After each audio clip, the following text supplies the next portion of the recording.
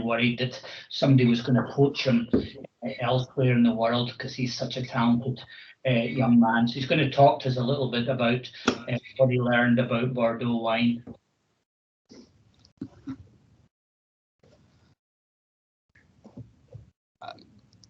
So I'm not sure if people can see the slides. Yes. I think. Yeah. Okay. So thanks, Dr. Burney. So I said I'm Dan Ramirez. It's my pleasure today to talk about catheter ablation. Initially, I planned to do a rounds on kind of a broader ablation of all tachyarrhythmias, but I thought it was probably too much to bite off. So I focused more on atrial fibrillation, which is an area of particular interest. I'm going to try to avoid going into too much of the nitty-gritty of the technical aspects of the procedure. I'm not sure that that's really, what this type of talk would be appropriate for. But I do think that there are aspects of this procedure that are worth reviewing. And in particular, I think there are clinical benefits and consequences to this procedure, a lot of which are seldom discussed and I think are only now beginning to be understood. And I think those would be interesting at the very least, if not maybe very helpful to review. So objectives, I'd like to briefly review some outcomes, to some extent safety profile, but mainly a lot of the outcomes of contemporary AF ablation. This will be very brief. I think this would be a talk on its own, but there are a few trials that have come out in recent years that I think are changing the landscape and our willingness and the patient population that we're most keen on ablating for AF. I also want to review why AF ablation can fail. And for that, I want to spend a bit of time focusing on how we define AF ablation success. I'll talk a little bit about what I call the zero-sum relationship or zero-sum game between effectiveness and safety in ablation of AF. And that's largely intrinsic to a lot of the technology that's being used. So I'll touch on some emerging technologies that I think are sidestepping this problem or will change that calculus. And then we'll spend a bit of time talking a bit about some of the ablation strategies. Again, in kind of broad terms, but I'd like to use the case study of the Bordeaux experience because I think there are some very important lessons that are applicable to a general cardiology crowd as well. And then lastly, I think it's a bit ambitious to say to critically evaluate the potential benefits of AF, but I'm hoping I can stimulate some discussion or at least plant some seeds of thought regarding how we think AF ablation might be beneficial, what we actually hope to achieve, and make us at least discuss or think about who should we be ablating, and can we better predict who may benefit from these ablations. So these trials, I think most people know. I won't spend too much time aside from showing, kind of reminding people that they were very influential. So this is the Affirm trial on the left and the AFCHF trial on the right. These were published in 2002, 2008. These trials looked at the question of rate versus rhythm control in atrial fibrillation. In the right one was mainly in patients with heart failure. What they found was there really was no benefit to rhythm control approach. And this really colored and influenced the keenness with which we were pursuing a rhythm control strategy for many years, and I think appropriately so. However, when we look at these trials in a bit more detail, for instance, in the Affirm trial, this was published a couple of years after the initial trial was published, and there were some questions as to whether this really answered the question we wanted to, or if there were kind of caveats to the conclusions it drew. So we could see that patients who were in sinus rhythm, or in whom sinus rhythm could be achieved, that those patients had lower mortality, and that the use of rhythm control drugs was associated with a higher mortality. And the conclusion that some drew from these, again, this was not a causal relationship necessarily, it's just an association, but the thought that came from this was that the benefits of sinus rhythm were potentially being outweighed by the toxicities of the medications that were required to achieve it. And so therefore, if we could find a way to restore sinus rhythm without those adverse effects of these medications, that perhaps we would be able to see the benefits that many expected to see with restoration of sinus rhythm. Similarly, when we looked at how effective the rhythm control efforts were, we could see this is in the AFCHF trial. We can see, first of all, they were using amiodarone in the vast majority of patients, 82% of patients in the rhythm control arm. And if you look on the right side, this is the rhythm that they were in. So this is the percentage of patients who were in atrial fibrillation. The top panel is in follow-up visits. The bottom panel is between visits. And we can see that the patients were in atrial fibrillation. I'm sorry. Okay, we're in atrial fibrillation in the rhythm control arm for up to about a quarter of the time. So, it wasn't particularly effective. And there was also a fair amount of crossover here. So the idea was, we were using mainly antiarrhythmic drugs, of course, at the time. They weren't particularly effective, were associated with a lot of toxicities, and maybe that countered the potential benefits of restoring sinus rhythm. And so as, over the years, as catheter ablation became increasingly used and refined, the idea, the questions came back up as to whether if we tried this with catheter ablation, would we see a different benefit or more benefits with sinus rhythm restoration? And with that, probably in recent years, some of the more influential trials or trials that have come out of some of this thought process. The first one would be Cabana. This was a multi-center, very large trial. It was about 2,200 patients that looked at recently diagnosed symptomatic patients with atrial fibrillation and randomized them to drug therapy, which could be rate or rhythm control, but medical therapy or catheter ablation.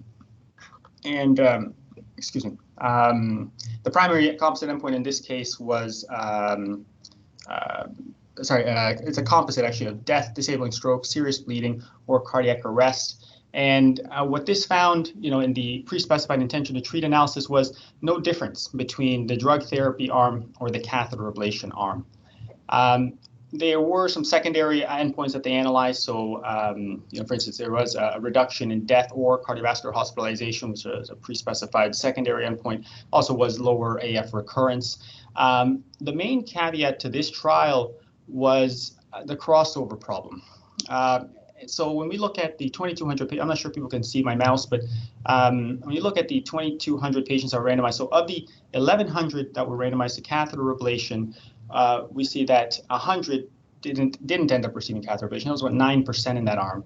And of the about 1,100 patients that were randomized to drug therapy, about 300 ended up receiving catheter ablation. So about 27 to 28% of patients in that arm. And the crossovers were substantial, especially from the drug therapy arm over to the catheter ablation arm. Now, there's no great way to correct for this, unfortunately. One analysis that I think is informative, but is imperfect, is of course to do the per protocol analysis. So when we looked at patients who were randomized to catheter ablation and who actually received catheter ablation, or versus those who were randomized to drug therapy and did not receive catheter ablation, in that group it seemed as though we did see a benefit with a hazard ratio of 0.73. But again, this is with an asterisk that this was not the pre-specified analysis. This was the per protocol analysis. Regardless of how the data were analyzed, the crossovers, the intention to treat analysis still did find an improvement in the quality of life for these patients, which is consistent with what we've seen this message many times with catheter ablation. Another influential trial in recent years would be the East AF-NET4 trial. So this was another randomized trial that looked at early AF patients. So then they randomized them to early rhythm control versus usual care.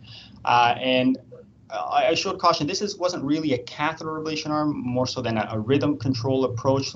Only about 20% of patients in this trial, about 50 patients, ended up getting catheter ablation. But what this looked at was, is intervening at an earlier stage beneficial? And you had to be over 75 or have TIA or stroke. You had to have or two other risk factors.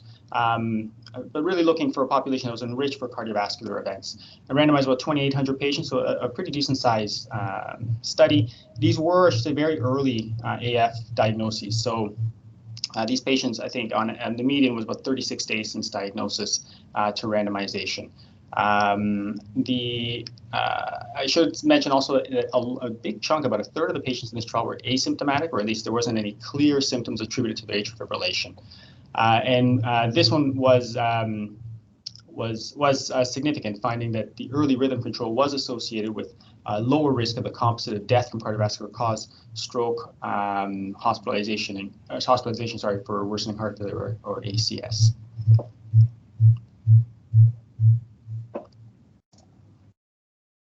And then the last one I wanted to touch on was CASTLE-AF. So this was a bit of a smaller study. It's about, not small, but smaller for sure than the other two. It's about 360 patients. And this one looked at patients with symptomatic paroxysmal or persistent AF with heart failure reduced ejection fraction. So EF of less than or equal to 35%. All patients had to have an ICD or CRTD. There was a run-in phase of about 5 weeks to optimize their heart failure. And this one was actually this one also found quite a meaningful benefit actually to catheter ablation early on versus medical therapy with primary endpoint of 28.5% of death from any cause or heart failure hospitalization in the ablation group versus essentially 45% in the medical therapy arm. And this mortality benefit really popped up at around the 3-year mark and was driven primarily by a lower rate of cardiovascular death.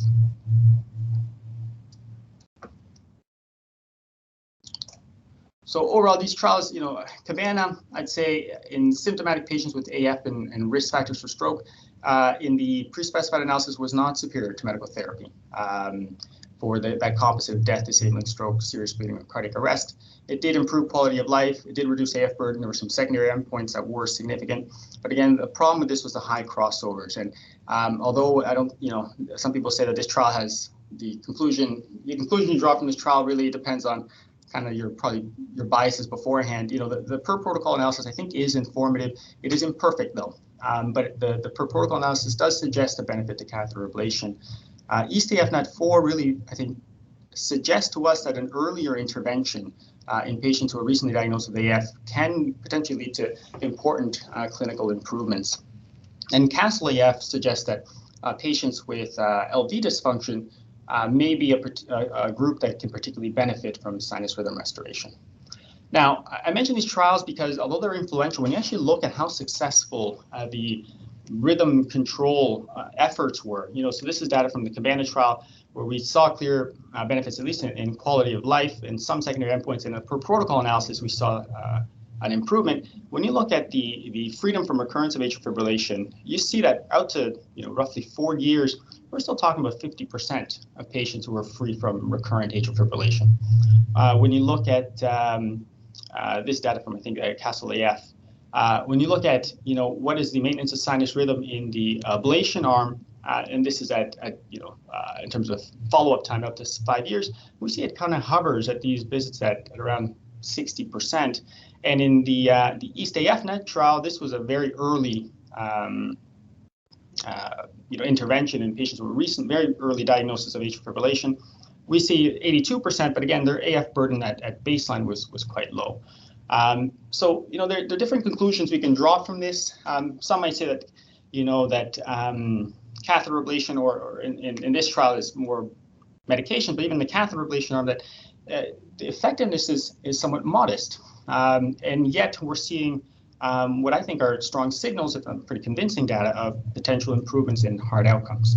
But I think to really interpret this, I think raises another question for me, which is more important, which is how do we define AF ablation success?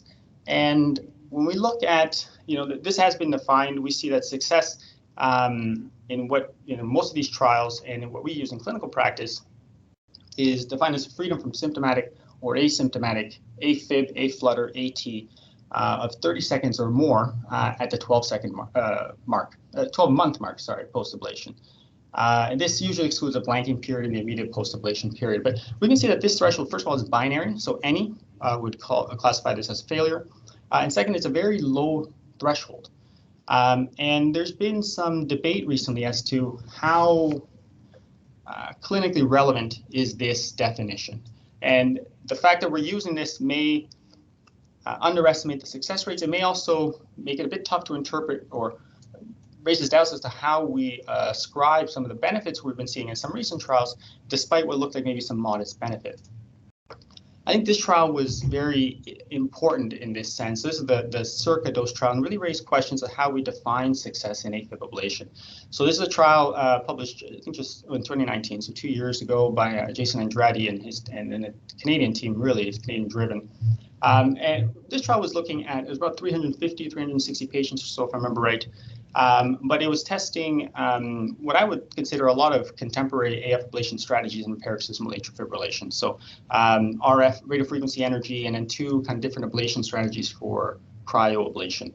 And the panel on the top left show, sorry, I should mention, the one thing that was unique about this study was that all patients had an ILR implanted, a loop recorder implanted. So we had very good data for, they had to have it at least 30 days before the ablation. So we had data before their ablation, we had data after the ablation, but they were monitored continuously for recurrence. And what we see is when you use a definition of 30 seconds of AF or flutter or any atrial tachyarrhythmia essentially for 30 seconds or more, what we see is that about 51, little over 50% of patients were free from any recurrence at the 12-month mark. And this was similar irrespective of which strategy you use. And this, I think, trial was representative of the ablations that we tend to do. When you look at how, the percentage of patients that were free from symptomatic atrial tachyarrhythmias post-ablation, that's better, kind of in the high 70%. And when you look at any atrial tachyarrhythmias and you include multiple procedures, we're still talking in the mid 60%. So again, good, but in some patients, some people might argue kind of modest improvements. But when we look at another way of assessing the impact of AF ablation, we see that the AF burden was actually very markedly reduced. So this was something that hasn't been routine in clinical practice, we don't routinely do, but when you actually implant ILRs and you can actually measure the amount of atrial fibrillation patients have, we see that we can reduce it by up to 98.4 to 99.3% overall. So even though if you look at this as a binary outcome, then you do see what would look like modest outcome. But when you look at this as a continuous and as a burden, sorry, let me see here. Sorry, I lost it there.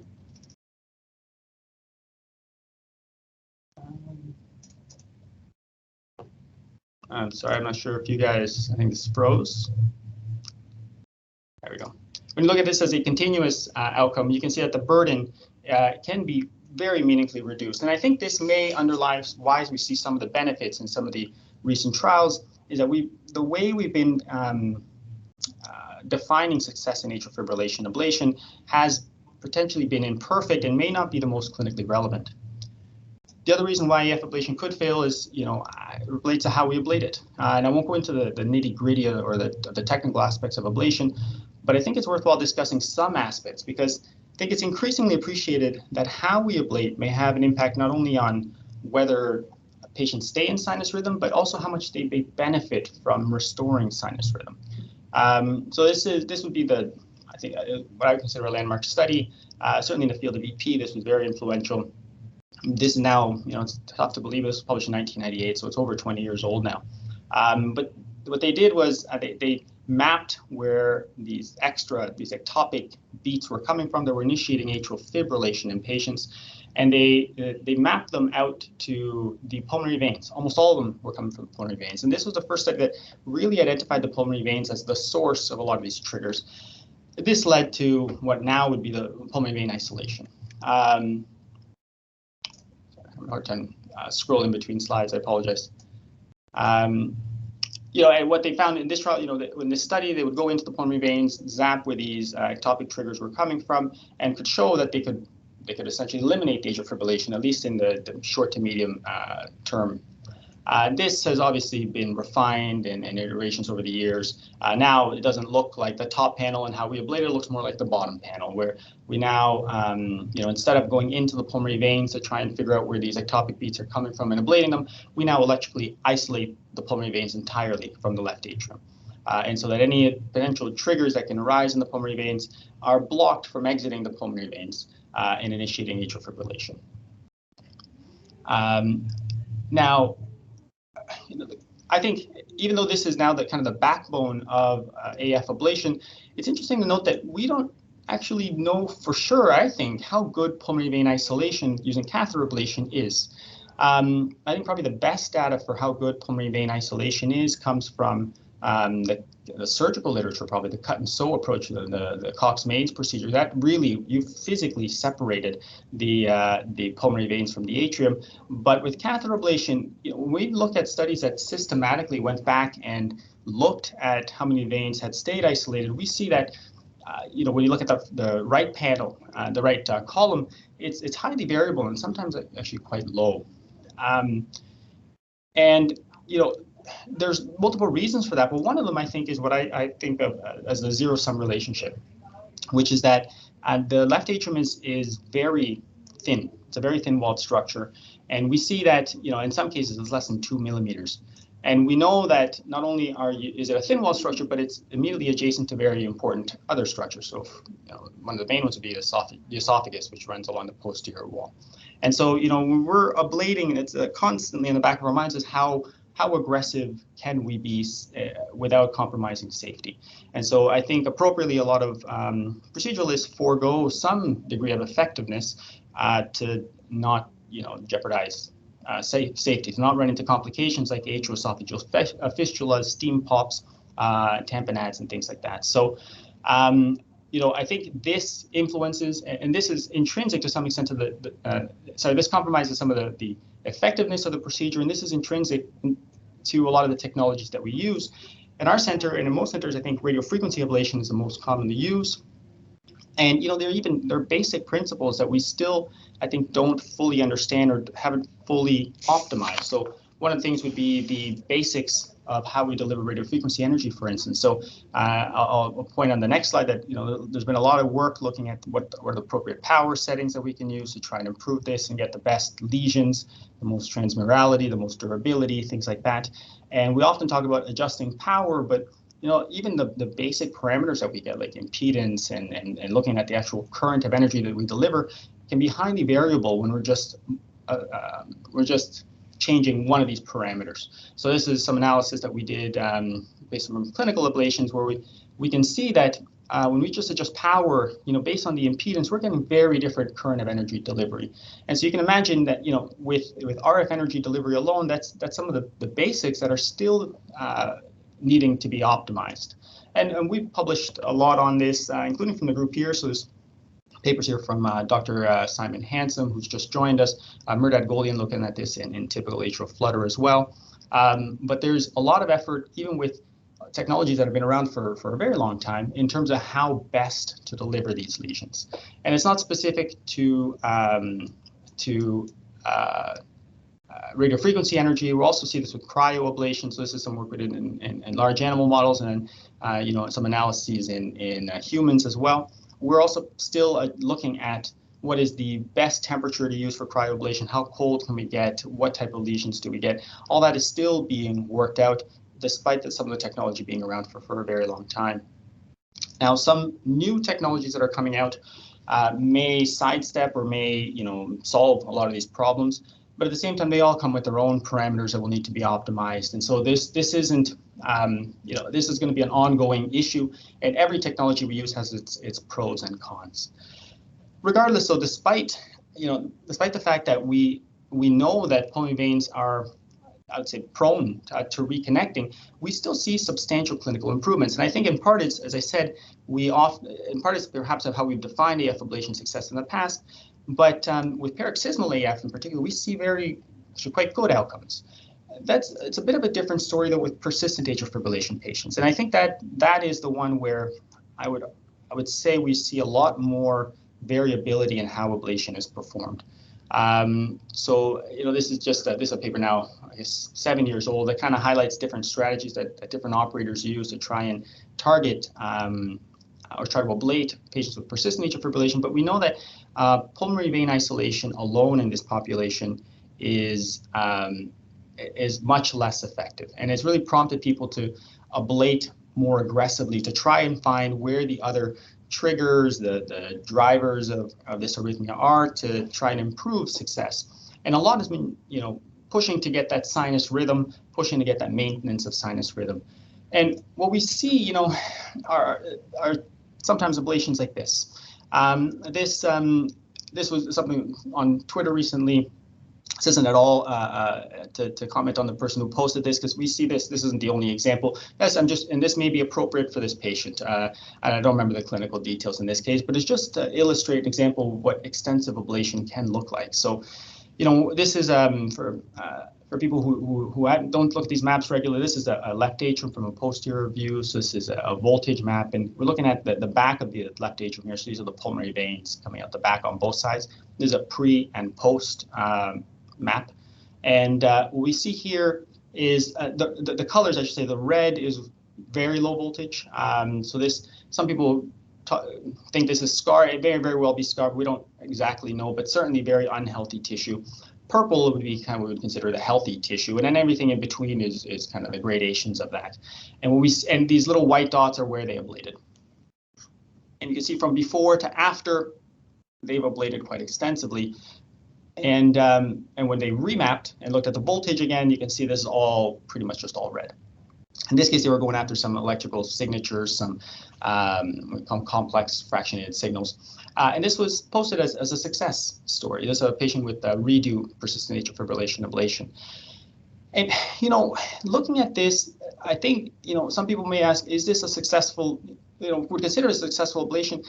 Is this a successful ablation? Maybe, but I'm not so sure. And I think that I might be wrong in this, that restoring sinus rhythm is certainly important, but is only a part of what defines a successful ablation procedure.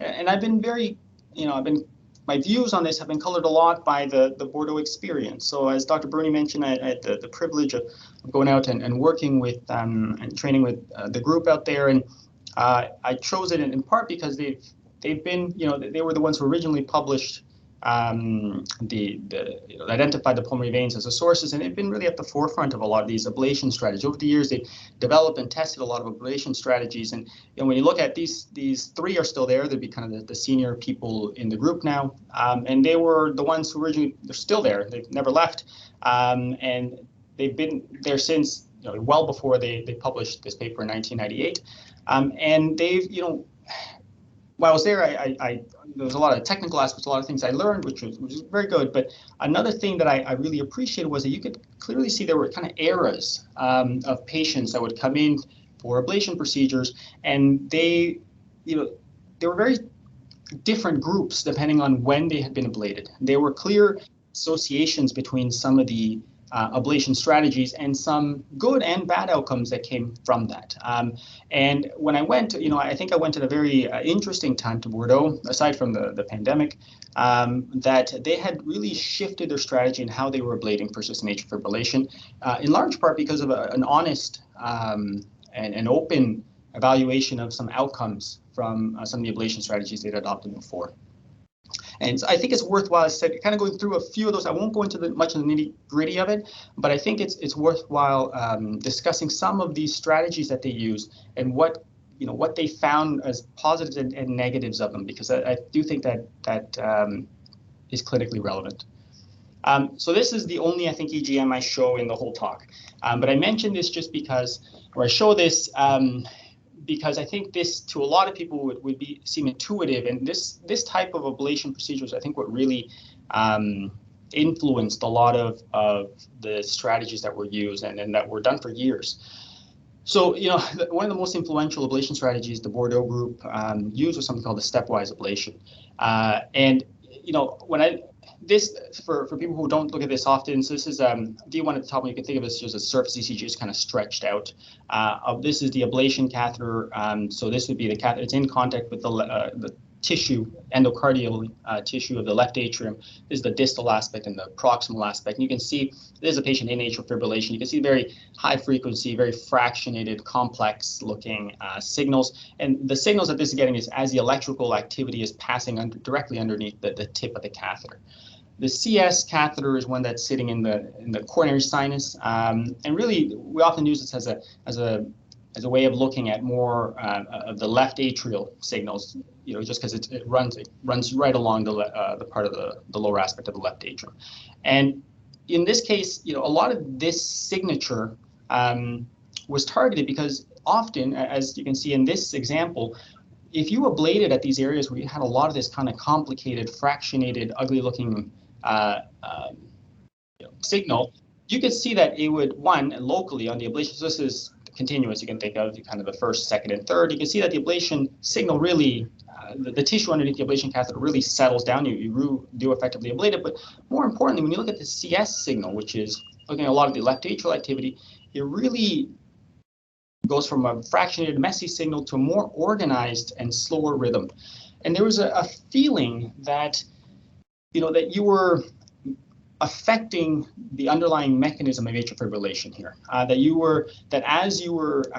this kind of progressive improvement in the atrial fibrillation as you ablated, you were to some extent kind of, I won't say like taming the atrial fibrillation, but you were actually controlling it. You were mechanistically getting at the heart of the problem. And what they found was that often that this phenomenon, as you ablated it at these types of areas, you could see that the arrhythmia would start to organize and would start to look a bit more decipherable, a bit more manageable. And often, if you found enough of these, you could actually restore it to sinus rhythm. And certainly, once you saw restoration of sinus rhythm, it was tough to argue that you hadn't meaningfully changed something in the arrhythmia, and that perhaps you had found, what had caused it. And this I think was to a large extent kind of what drove the stepwise ablation procedure. They had found that you could gradually prolong and regularize, normalize these kind of fractionated, complicated signals, and that often this was what led to the restoration of sinus rhythm. And so that perhaps if we were ablating in a way where we could continuously see improvements in the organization of the atrial fibrillation, that would perhaps be the best strategy for restoring and maintaining sinus rhythm. And so this was one of they published a lot on this, but this is one of the studies where they looked at patients with persistent atrial fibrillation, and they randomly targeted different structures in the left atrium, and they were looking for which structures would lead to this kind of gradual improvement, if you will, in the chaos that they would see of in the atrial fibrillation signals. And they were able to achieve 87% AF termination during the procedures. And what they found was that pulmonary vein isolation was important. Some linear lesions were important, so I won't go into what some of these are, but some lines, and then the mitral line and the roof line were important. But also these sites of these complex fractionated signals seem to, if you ablated enough of them, seem to organize atrial fibrillation and often seem to lead to sinus rhythm restoration. Now, implicit in this, and I think a few people would have challenged it, but was implicit in this strategy is the idea that AF termination had mechanistic or prognostic implications, right? That if you could terminate it in the lab, that you had gotten it, and that was a much more effective ablation strategy than a kind of standardized ablation procedure that didn't restore sinus rhythm at the time of the ablation. When you look at the outcomes of this ablation strategy, at least in this study, they had a lot of atrial tachycardia at 3 months. Almost half of patients had an atrial tachycardia, which was a much more kind of organized atrial arrhythmia, not the atrial fibrillation per se, but another organized atrial arrhythmia, which they accepted because that was a more targetable arrhythmia. And if you did a repeat ablation at 11 months, they found about 95% of patients were in sinus rhythm, which looked great. These are patients with long-standing persistent atrial fibrillation. This was kind of unheard of. And to get at the idea of this AF termination as well, when you look at what was likelihood that they would have a recurrence of atrial fibrillation, when you looked at patients who terminated in the lab, they were very unlikely to have recurrence. This was now more follow-up data published years later.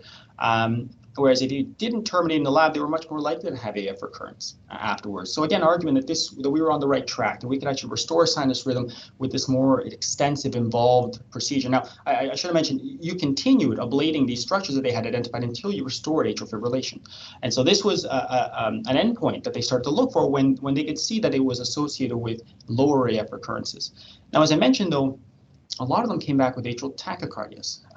And in this case, and when you look at for this outcome, actually not terminating was beneficial. So if, the more you ablated, pursuing restoration of sinus rhythm during the procedure, the more likely you were to come back, not with atrial fibrillation, but with an atrial tachycardia. And when you overall combine them for any atrial tachyarrhythmia, you found actually that this endpoint of ablating until you restored sinus rhythm really didn't lead to any difference in terms of atrial tachyarrhythmia recurrence. It just changed the arrhythmia you had when you needed to come back, when you had a recurrence. And furthermore, when you look at the single procedure success rates for any arrhythmia-free survival, they were very poor. So almost all patients had some recurrence and ended up needing another procedure. Again, a lot of these patients had quite persistent atrial fibrillation. Perhaps it's not too surprising, but certainly the outcomes from a single procedure weren't great. Multiple procedures, you had better outcomes. And again, it depended on what ablation what arrhythmia you were targeting. But overall, it was kind of accepted that a lot of these patients were going to require multiple procedures. Now, as I said, intrinsically, this procedure involved a lot of extensive ablation, and that was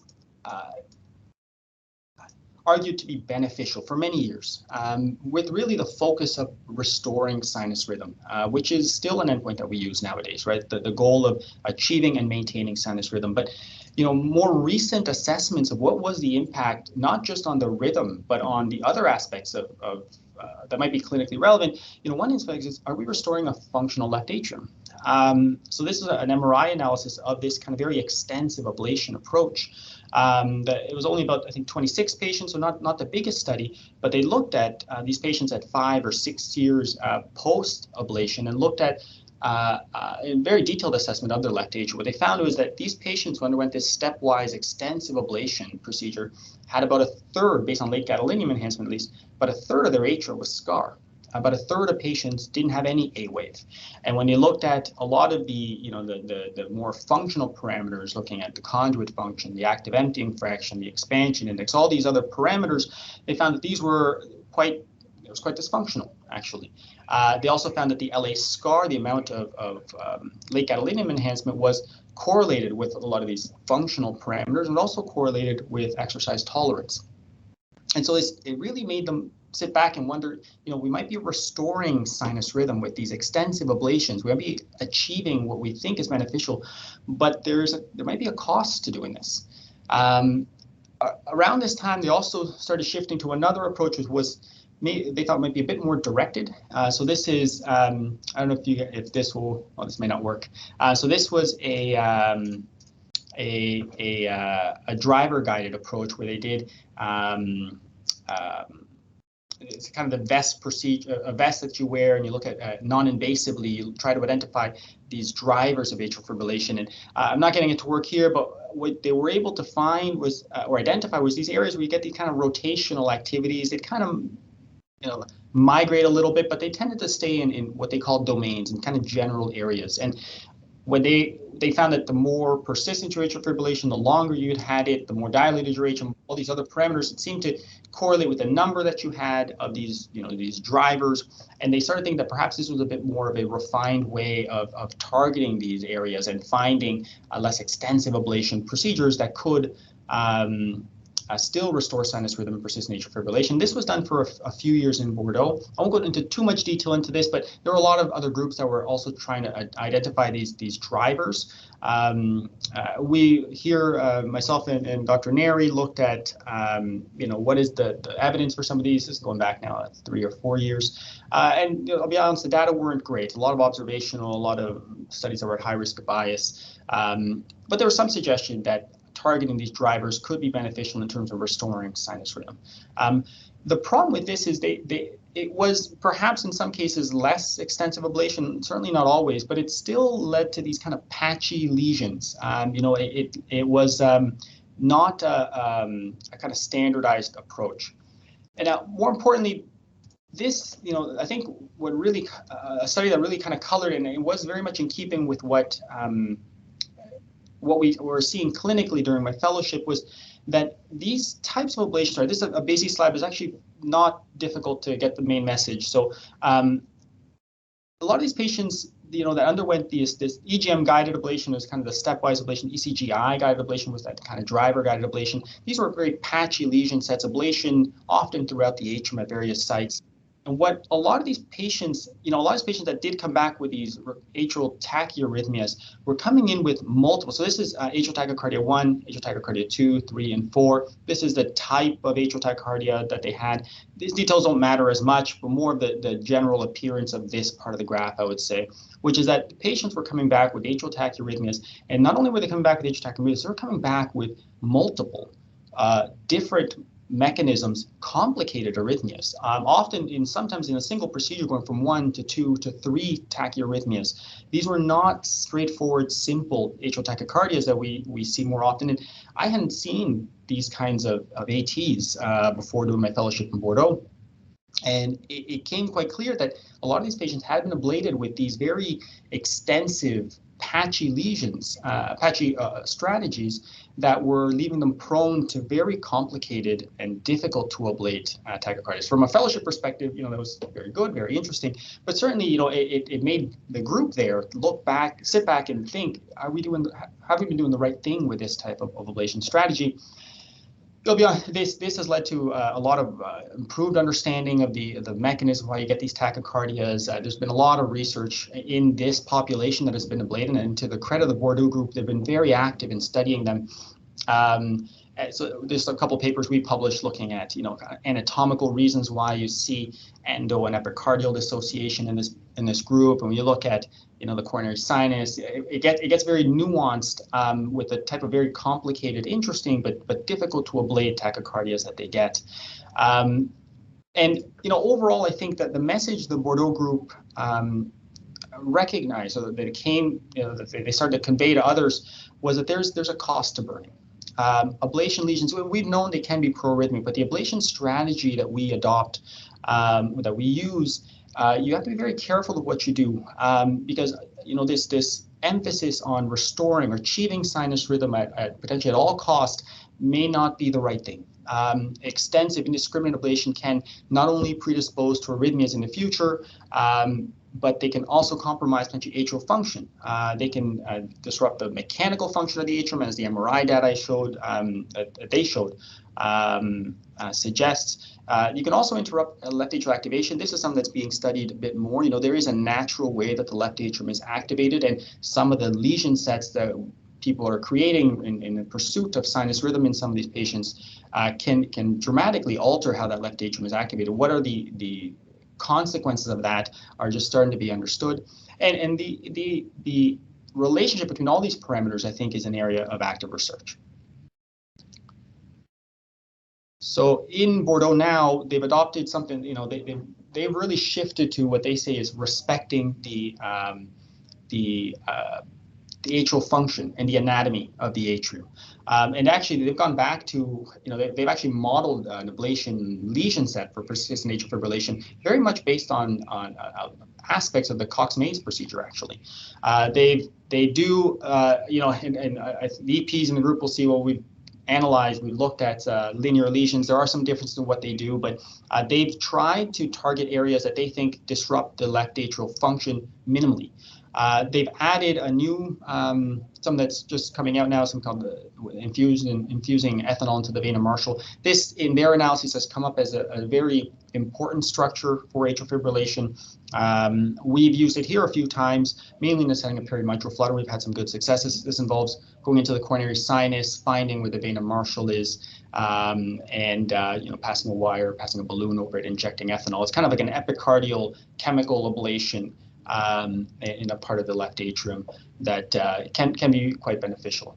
And there is some preliminary data. This is something we presented in HRS that, compared to their driver-guided approach, actually leads to a lot better clinical outcomes. We're not seeing the AF-AT recurrences that they were seeing with the much patchier lesion set. We're also looking at some echocardiographic data. We're seeing that a lot more patients had more normal LA reservoir function. About half of them have normal LA conduit function. About a third of them have normal LA pump function at around 6 months. And these are patients who often have a decent amount of low voltage. And I'm almost done here, just a few more slides. I will say there are some new emerging technologies that may address some of these problems as well. So this is pulse field ablation, and I think is quite exciting. That could be a talk on its own as well. But this actually used the principle of electroporation, which I know a lot of the basic scientists used all the time, but it's to a level where we actually permanently injure the atrial myocardium. And when you look at this data, it really does avoid a lot of the problems. And again, these are preliminary data. This is not widely used yet, and so we may have other lessons we'll have to learn from this technology, but it seems to really spare the esophagus. So this is data we published, a couple of papers this year. It seems to spare the esophagus when you do MRI studies post-ablation relative to radiofrequency or cryoablation. So from a safety perspective, I think this is I think the most important aspect of it, in my opinion. But interestingly, when you look at left atrial function as well after using pulse field ablation, when you compare pulse field ablation to thermal, be it cryo or radiofrequency, you can see both of them in the initial acute phase lead to impairments in the strain parameters in terms of some measures of function. But in thermal ablation, which is these two panels, you can see it stays low post-ablation, whereas after pulse field ablation, it seems to recover. So there's perhaps, there could be some sparing of left atrial function, preservation of left atrial function with new technology. So it might be that this problem may solve itself if we start adopting other technologies, but that's still unclear. So anyway, in summary, I think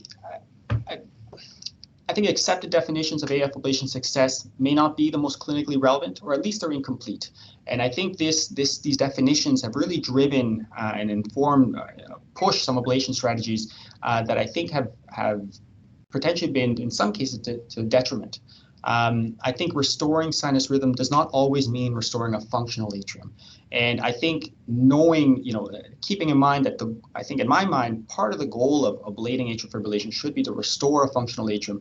I think we really need to sit back and think before we ablate patients, or as we're ablating patients, that we should really be delivering deliberate and thoughtful ablation lesions, at least until we figure out what the optimal ablation strategy is for persistent atrial fibrillation. And I should mention, here in Ottawa, Dr. Ramirez is leading a trial, the COAST study, which I was very interested to see is actually has a lot of parallels to the Marshall Plan they're using in Bordeaux. And I won't talk on this because I think it's more Dr. Neri's area to discuss, but there are other groups, not just the Bordeaux group, that are thinking in a similar vein. I think the relationship between the atrial rhythm, the atrial substrate, the hemodynamics, patient symptoms, their functional capacity, and the hard clinical outcomes, that's still being sorted out. But there are some preliminary data that suggest that they are all linked. Future areas of research here. So I think, what is the prognostic value of some of these imaging parameters, the intracardiac parameters on sinus rhythm maintenance, but also on the left atrial function post-ablation? I think that's unclear. When you go in and you see these atria that look very diseased, what is the impact of that, and also where you ablate, how extensively you ablate on the left atrial function? There's some increasing data on it, but it's still not fully understood. How well correlated is left atrial function with patient symptoms and quality of life? Again, there's some suggestion that they are linked, but how strongly linked are they? It needs to be sorted out.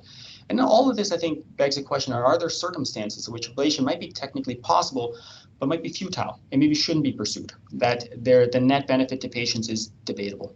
And through all of this, are there ways that we can do this non-invasively, including the role for biomarkers? Anyway, that's it from my end. I just want to thank you. I want to thank those people as well. You can see there, they've all been very influential to me in terms of a lot of these thoughts and a lot of ongoing research projects related to this specifically or to related projects. Thanks. Thank you. Thanks, Dan. And that was truly outstanding. The Bordeaux group have got this reputation for being extremely thoughtful scientists, and you also are turning into an extremely thoughtful scientist. So we're just thrilled that you're back with us. I'll open up to questions. You can either raise your hand or put it into the chat.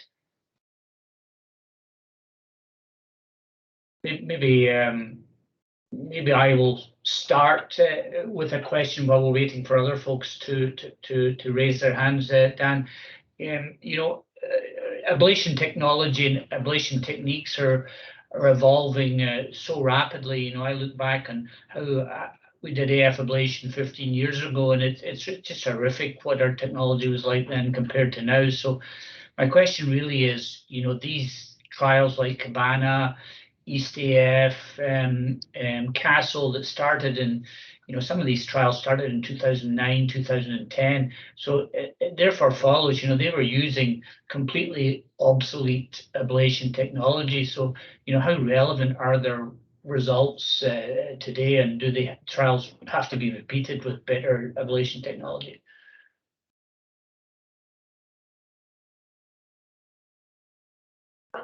Dan, we're not hearing you. Sorry, can you hear me? Yeah. Sorry, that's a very fair question. I think I think that's the struggle with these types of trials. I worry Cabana was a very big study, and I'm not sure that type of study will be repeated anytime in the near future. But you're absolutely right. A lot of these ablation strategies and technologies that were included in that trial are, I won't say obsolete, but they're not reflective of what we do now. And not only is the technology different, but the kind of the way we ablate and the how carefully we assess our lesion set has also changed, in part because the technology allows us to. So I absolutely agree. I think this is in part where I think there is some value in some of the observational data, some of the center data that kind of gives us a sense of how patients are, how some centers are doing, because these big trials take a long time to do. And this is, you hear the similar argument, I think, in some of the PCI literature, with some stents, for instance, that by the time the data come out, they moved on to 2 generations of stents later. And so you're always a bit behind with some of these big trials. I think that the ablation trials that we've done show even though they're a bit outdated, I will say that they often do, at least especially trials like Circudos, are very thoughtful or thorough in how they try to assess for rhythm recurrences. So I think there is kind of I won't say worst case scenario, but they are at least, I think, very more objective, a bit more potentially less biased than some other more observational data. So I think there is value, but I completely agree that we probably, if we were to restart Cabana at this point and look at outcomes, 10 years from now, probably would be better. And also, I think this does make it a bit challenging when we counsel patients. So, I know we often use some of the data that's more local, but when you're trying to counsel patients, what's the likelihood that they'll have no recurrence of arrhythmias? It's you're often using data that is outdated, and so it does make it a bit challenging. So there's some questions coming in the chat for you here, Dan. Dr. Nisnik asks, a great question. Who are the best candidates for EF ablation now? Yeah, so I think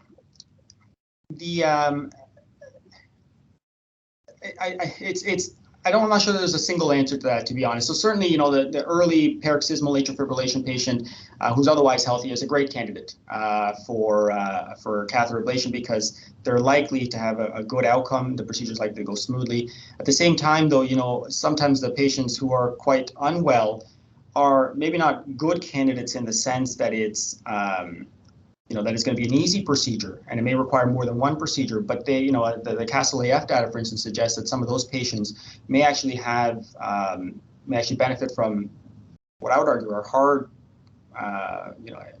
improvements in hard clinical outcomes. So I'm not sure, it kind of depends on, I think, what we're going for. But I'm not sure that there's a single, in terms of success, I would argue the straightforward paroxysmal early atrial fibrillation patients. In terms of hard outcomes, it's probably the ones who are more at risk of cardiovascular outcomes in the future. And some of those patients are not, are trickier to ablate.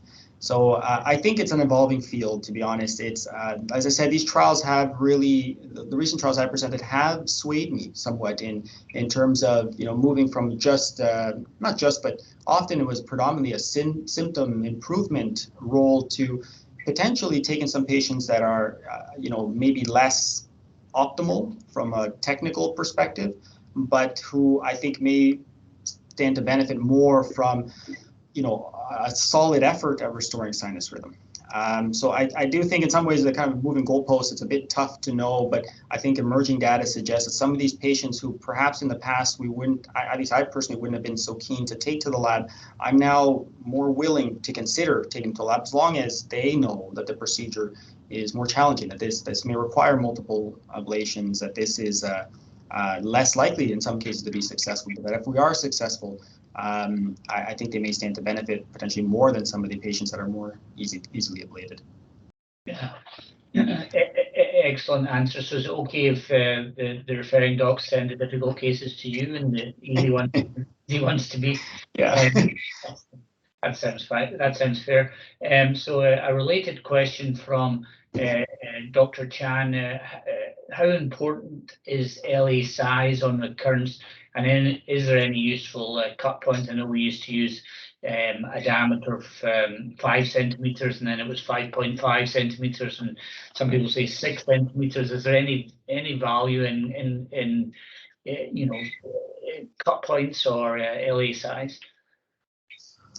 I think, we often use LA diameter, I think was the one that a lot of the trials were using, which already I think has its limitations. And I'll be honest, I'm curious what you think or other EP docs think in this group. For me, I don't, I think the more dilated it is, the more likely I'm going to encounter very abnormal substrate. We do know that the more dilated the left atrium is, the harder it is to restore sinus rhythm, the less likely the AF ablation is to be successful. I don't have a cutoff at which I think, that it's futile. Maybe there is one, but I don't think it is. I think it's more of a reflective of the stressors on the atrium. And there are data that post-ablation, we see reductions in LA volume. We also, as I said, there's some data that we can see improvements or at least preservations of some measures of left atrial function. We're doing some work here to look at pre and post LA parameters with Lawrence Lau, actually, who I showed there, to see if, how do patients fare with some of the ablation strategies we're doing in Ottawa. So I don't use it as something to necessarily exclude. It's part of the picture. There are patients who I think are, I don't want to say too far gone, but whom I think it's very unlikely we're going to be successful. And certainly if I see a very dilated left atrium along with other suggestions that this is probably not going to, patients that have had previous complicated ablation procedures, who have mitral valve disease, who have those types of patients that are very unlikely, I think, that I'm going to be able to restore sinus rhythm through AF ablation or AT ablation. That will, if I see a very smaller atrium in a patient who otherwise I would have thought would have a dilated atrium, I do wonder, maybe we'll have a better chance. But I think it's an imperfect association. I use it as one piece of kind of a global picture, and I use it more, I would say, as more of a gestalt than a firm cutoff. There are trials that do exclude patients for sure based on LA diameter, though. So we do know there is an association. Yeah, I'm going to push you a little bit further on that, Dr. Ramirez. There used to be 3 groups of patients that we would never ablate. The hypertrophic cardiomyopathies was one, but we're now starting to ablate them. The rheumatics we would never ablate, and I don't think we're ablating those. And the third group that we would never ablate are the patients with very long-standing persistent atrial fibrillation. So patients who've been in atrial fibrillation without a break for 3 years. Do you think we should be using a duration of longest episode of AF as a cutoff? Yeah, I think for a few reasons, those patients I am more reluctant to ablate. So one, the data we have, I think there is something to be said for intervening early when possible. So that's what the East AFNet 4 would have argued, and we do know that when I counsel patients, I tell them this is a progressive condition. This is every once in a while there's still the whole debate of what if they have one off in the setting of a stressor and the idea of provoked AF and other things like that. But in patients who have recurrent bouts, it's likely they're going to keep having more and potentially longer lasting episodes in the future. And we think this is a progressive condition, that it gets harder and harder to interrupt, to alter that course the longer we wait. So in someone who's had this for years, I do think already from a technical perspective, from a procedural success perspective, we're less likely to get the results we want. I do think there's less data on patients who are long-standing persistent. I'll be honest, most of the other thing that comes up often is, often these patients have had this arrhythmia, they must have had this arrhythmia for well over a year. That from a symptom perspective, it's often hard to know if even from a quality of life symptom perspective, we're going to meaningfully change things. when they've been in it for this long. And I know this is an area, the idea of AF symptoms is something Dr. Sadik will probably at some point talk about because he's very interested in this. But I think, you know, that's a population that is harder for me to convince myself that I'm going to improve them from a clinical perspective, even from a symptom or quality of life perspective, or even some of the harder outcomes. I don't think these patients have been well studied, and I think they are harder to ablate. So the long-standing persistent AF patients, you know, I really, personally at least, I need a very good kind of push to convince me that I'm not keen to take those patients, and I think I'm less likely to make them better.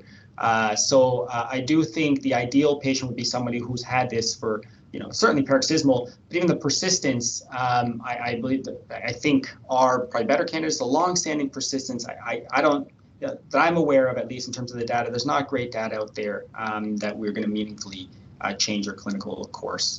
I don't know what you think, Dr. Burney.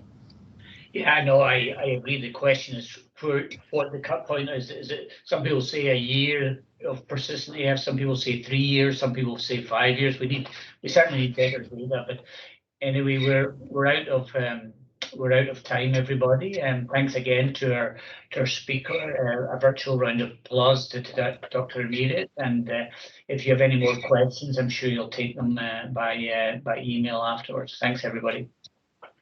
Thank you.